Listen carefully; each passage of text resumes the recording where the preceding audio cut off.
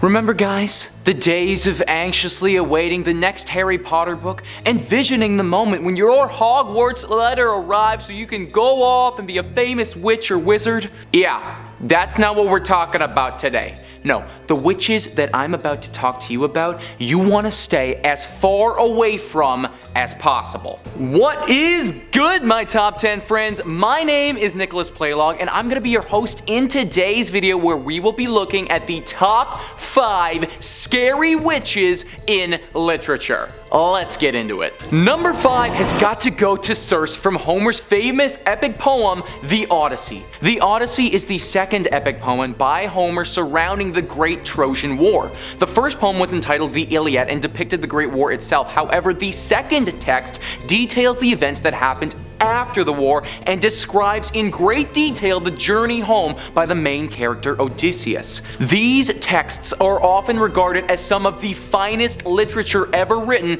so it's only natural that we would also get one of the scariest witches of all time. During the journey back home, Odysseus and his crew stumble upon an island called Aeneas. When they come aboard, they find a beautiful woman with a bunch of lions and wolves. Now, frankly, this would have been a little bit of a red flag for me, like, where are the other human beings on this island, and why are you living amongst these docile jungle cats? But I guess this wasn't a concern for this crew, so they decided to have dinner with this lady. Well, naturally, she's a freaking crazy person and all the sailors and turns them into pigs.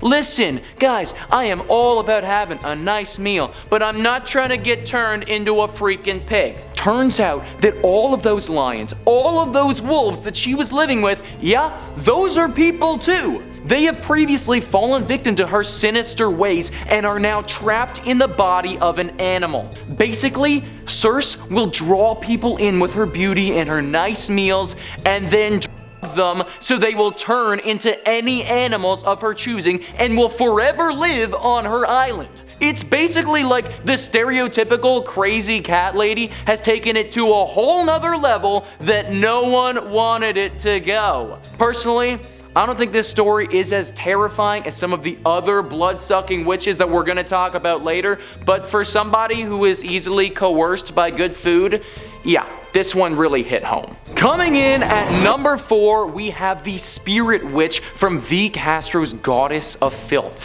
First off, Goddess of Filth, like what are we entitling our stories right now? Guys, if you ever see a book called Goddess of Filth on the bookshelf and you buy it, you pretty much predetermine that you're never gonna sleep again. The book follows 5 teenage girls named Lourdes, Fernanda, Anna, Perla, and Pauline. One night they decide to perform a seance, and if you don't know what that is, don't worry, because I didn't know either before, but I looked it up. Oxford defines it as a meeting which people attempt to make contact with the dead, especially through the agency of a medium. I mean, we could have just played some board games, ladies, but nope, they try to revive the dead, and sure enough, it works. And what they bring back is not what they intended.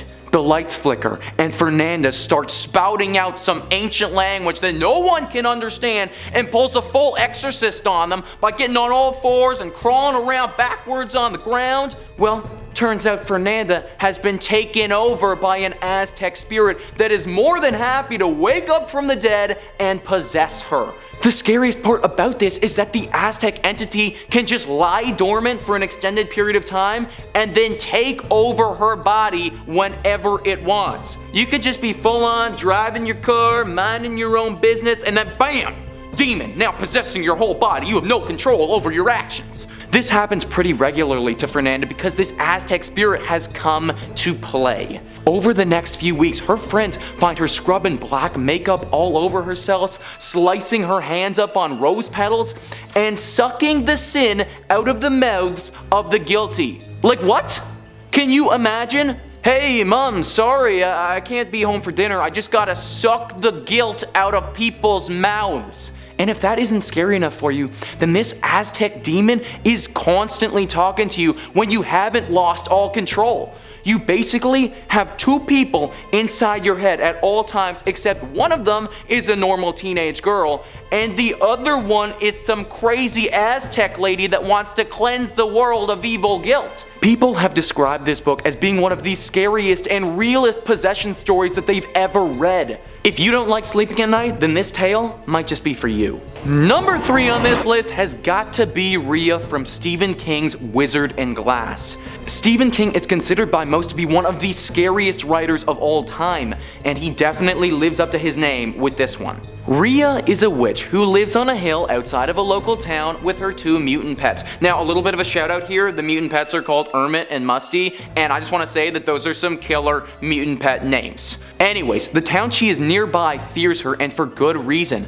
When Rhea was developing her legacy as the crazy witch that we know her today, she would go from town to town and parade herself as a wise woman. Now, it should be established that this story is set in a time where universal medicine, that wasn't a thing, and if somebody claimed that they were a wise person, that's basically as close to a doctor as you're gonna get. Rhea would go through these towns and trick people into becoming her patients, and then curse them. You go in sick, you come out sicker. Not cool, Rhea! What makes this witch super scary though is that she literally gave an entire town the plague for getting angry at her. She comes in, curses somebody, the town's like, hey, why'd you curse that guy? That wasn't really cool. And she's like, here, take some of the plague. Only one person out of this entire town survived this plague, so Rhea fully committed genocide. The fact that at any given moment this witch could just wipe out an entire population by giving them a massive disease, I'm not about it. I'm also seriously triggered because COVID, the whole genocide thing, puts her at number 3 on this list. Coming in second on this list is Minnie Castevet. Minnie is a lovely old lady, wife to Roman Castevet. She enjoys bingo, eating dinner at 4 p.m., and being a massive worshipper of Satan.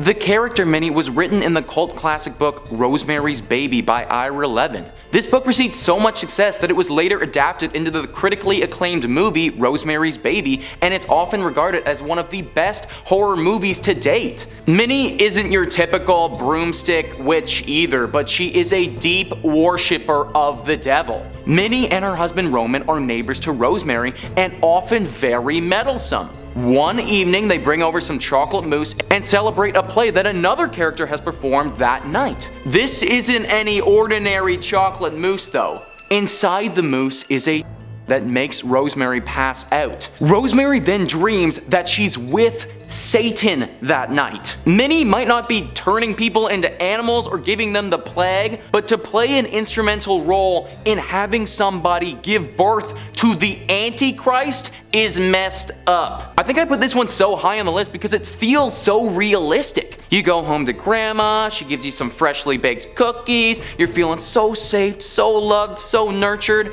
and then bam, now you're pregnant with the freaking Antichrist. Minnie may look like a sweet old lady on the outside, but I promise you, that's just a ruse. She's truly a scary devil-worshipping witch, and she's gotta be feared. Finally, coming in at number 1 on our list of top 5 scary witches in literature, we have the group of witches from Scott Snyder's critically acclaimed comic book, Wytches. That's right guys, group of witches, meaning more than one of these soul-sucking creatures. In this book, the Rooks family has suffered some misfortune where they are currently living, and they want to start a new life in a bright-eyed town and create a new name for themselves. So naturally, they decide to go to a town named Litchfield, which is currently infested with a bunch of supernatural witches.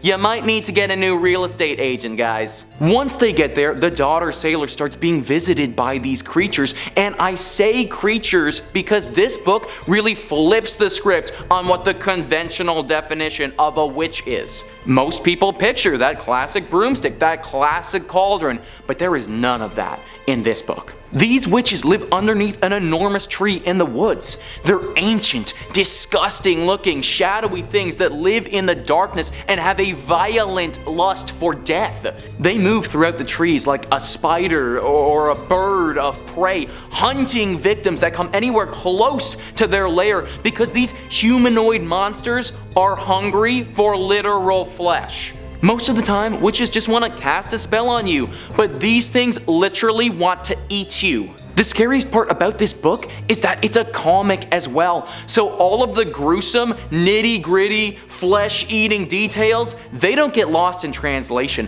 They are blatantly right there on the page. Just for reference, Stephen King, maybe the greatest horror writer of all time, who has already appeared on this list, called this book a triumph. If that doesn't paint the picture of how scary these demons of the night are, then I'm not sure what will. So there you have it, my friends. That is our list of the top 5 scary witches that appear in literature. Please comment down below what you thought about this list, and if you have any witches or books that you've read that you think deserves to be on this list, who knows, maybe there'll be a part 2. Please hit the like button, smash that subscribe button. Thank you so much for watching, and I'll see you next time. Minnie Castevet is a lovely old... Minnie Castevet is a... Minnie is a lovely old lady, husband to... What did I write there? Wife. Okay, that's what's wrong.